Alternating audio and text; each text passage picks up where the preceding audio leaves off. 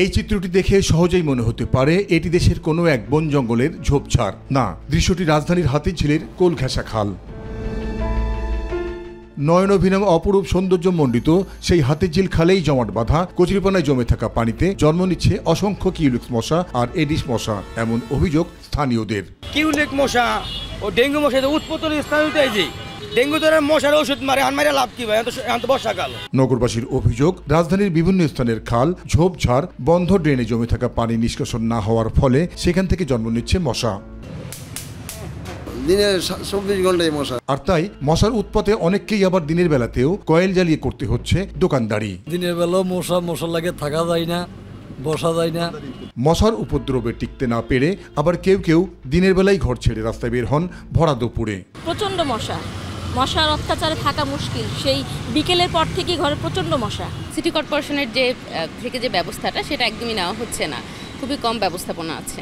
শিক্ষার্থীরা জানান, নগরীর ঘরে বাইরে এখন সবখানেই বিরাজ করছে মশা। মশার কামড়ে তাদের জীবন যেন ত্রাহি ত্রাহি। পড়াশোনা করতে পারি না, মশার কামড়ে অস্থির হয়ে এখন বাসার নিচে চলে আসছি। মশার জন্য আমাদের ইম্পর্টেন্ট এক্সাম থাকে, তো ইম্পর্টেন্ট এক্সাম আমাদের মশার জন্য পা খেয়ে আমাদেরকে শেষই করে দিবে।